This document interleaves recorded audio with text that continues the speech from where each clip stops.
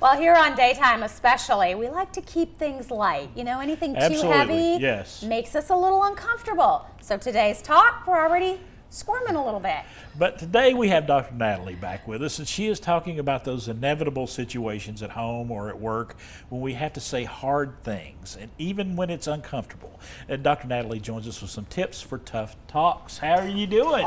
I'm doing well. I know nobody likes tough talks. I mean, even just writing this, we were like, why are we, but you said that's what people want to talk about.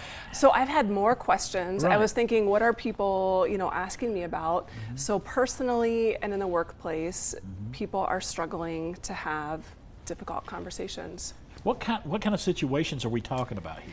Yeah, so I think in the workplace, negotiating a raise, for example, dealing with difficult personalities, making tough decisions or decisions that other people don't agree with, and sometimes it's just saying no, right? I can't take on another project, I can't do another committee. That can be really challenging for people. Especially with your personality. I feel like, and you know a lot about Chris and my personality because we took that test, but people like us, it's really any kind of confrontation. I'd rather just do it myself. And that's true. And to bring the Enneagram back into it, different numbers, there are some numbers who they actually like these kinds of conversations. They want it straight, they want it direct.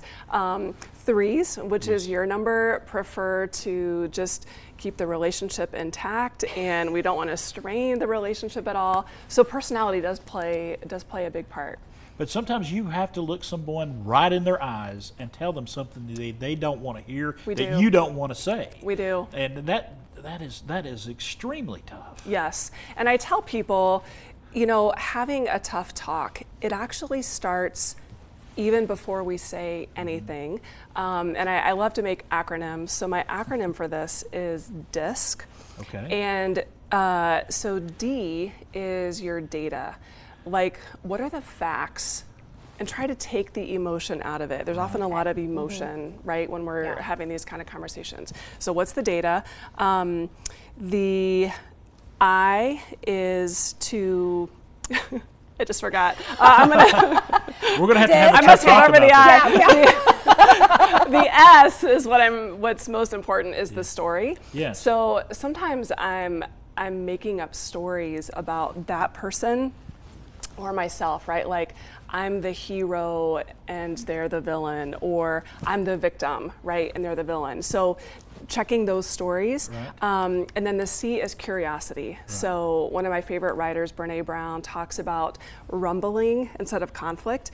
And she'll say, stay curious, right? Like, own your part, stay curious. And the other psychologist I love, Harriet Lerner, she says, am I listening with as much passion as I want to be heard? I think that's a really good reminder. Active listening is so important, and sometimes we only hear what we want to hear. Yes. So we're not actually getting the whole story. Or I'm thinking about what I want to say, which keeps me from that deeper listening. People are using words, but there's often, more to read. And I think when people know that we're working to hear them, the conversation goes so much smoother, even if we don't agree. A lot less aggressive, maybe. Exactly. Taking some of that out. And I also think maybe your body language when you're having these conversations, being, engaged eye to eye, being, leaning in, making sure you're listening, just your overall attitude. Nonverbals are so important. I actually do a communication module on the Enneagram, and there are different nonverbal communication styles for every number. She's reading us all the time, right? She's sitting there going, that's Amy, that's Chris. She's nonverbally telling me we're Look at these nonverbal threes right here. Textbook. But if you don't deal with it, it's going to fester. It will. You're never going to get resolution. And this is an authentic relationship, right? Our best working relationships, our friendships with our families. If we don't have rumble kinds of conversations, we're not actually being authentic in those relationships. All right. So if you're going to have a strong relationship, you got to build on it. Chris and I are very authentic now, just when it comes to the rumble.